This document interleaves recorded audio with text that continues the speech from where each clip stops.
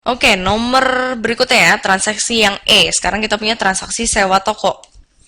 Oke, kita mau tahu apa sih pengaruhnya transaksi sewa toko ke persamaan akuntansi. Nah, kita lihat dulu ya. Pada tanggal 10 Maret 2010, James menyewa tempat untuk melakukan kegiatan usahanya. Untuk itu, James membayar di muka uang sewa toko selama 12 bulan. Untuk ya, bukan selama. Untuk 12 bulan ke depan sebesar 2,4 juta. Kayak gimana nih cara mencatat ini ke persamaan akuntansi? Kita harus tahu ya dari persamaan akuntansi ini mempengaruhi apa nih, kekayaan kita berapa sih? Asalnya dari mana sih? Kayak gitu kan? Nah, sekarang kita lihat. Oke. Nah, James bayar di muka uang sewa toko. Bayar di muka. Biasanya bayar di muka pakai apa nih?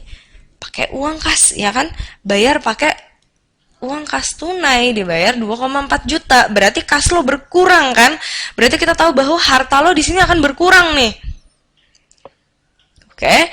Terus habis itu yang kita tahu sebagai gantinya kita dapat sewa tempat untuk 12 bulan ke depan. Oke. Dalam akuntansi, sewa yang dibayar di muka itu disebutnya dengan sewa dibayar di muka. Di dalam akuntansi, ini diklasifikasikan sebagai aset atau harta. Oke, sewa dibayar di muka kita klasifikasikan sebagai aset atau harta. Ya, karena itu menjadi milik lo nih tempatnya selama 12 bulan ke depan, istilahnya gitulah. Oke.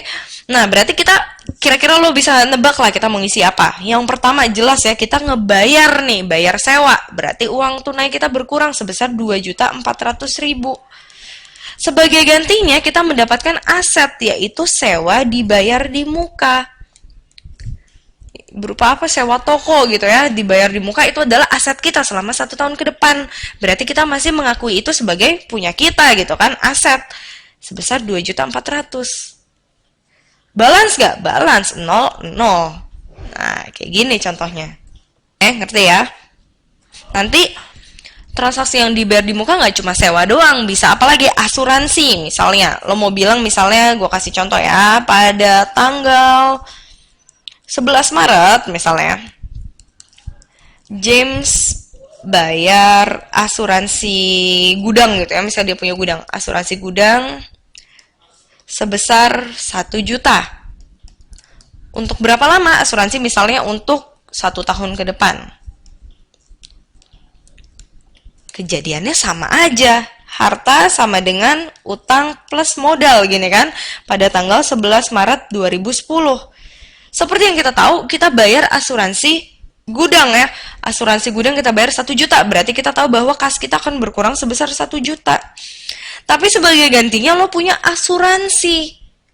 Ya, asuransi ini jadi harta lo selama 1 tahun ke depan. Kita tulis itu sebagai asuransi dibayar di muka. DDM gitu ya, dibayar di muka sebesar 1 juta. Bukan minus ya, positif. Karena ini aset kita bertambah nih. Nih, gue punya asuransi nih satu tahun ke depan. Oke, jadi selama 1 tahun lo akui itu sebagai aset lo. Dan lo catat di bagian harta. Balance gak? Balance ya. 0, 0. Oke, ngerti ya?